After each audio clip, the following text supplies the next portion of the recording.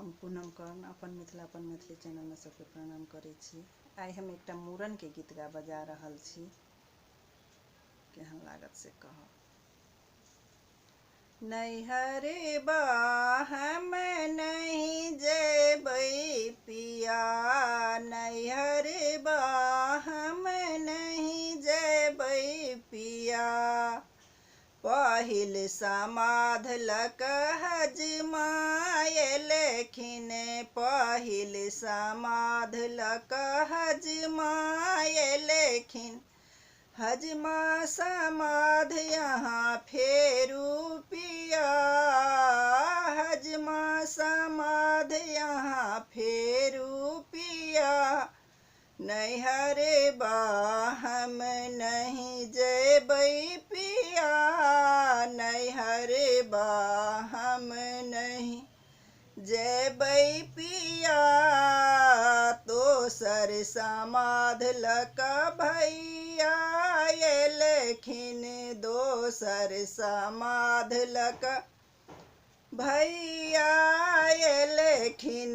भैया समाध यहाँ फेरू पिया, भैया समाध यहाँ फेरू पिया।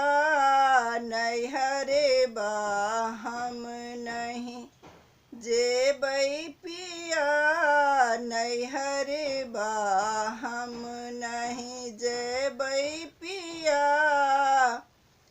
तेसर समाध लक बाबा लेखिन, तेसर समाध लक बाबा लेखिन। बाबा समाध कोना फेरब पिया, बाबा समाध कोना फेरब पिया। नैहर बा हम नहीं जेबै पिया, नैहर बा हम नहीं जेबै पिया।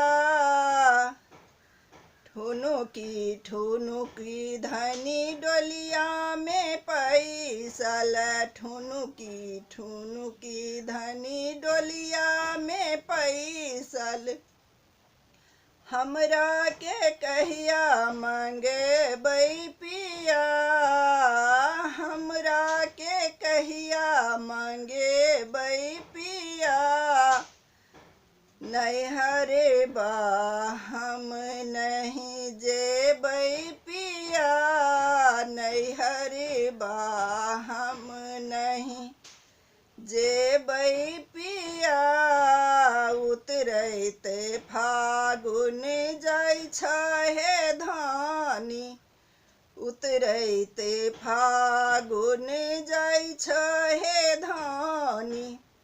चढ़िते फागुन मंगबा हे, चढ़िते फागुन मंगेबा हे। नैहर बा हम नहीं जेबै पिया, नैहर बा हम नहीं जेबै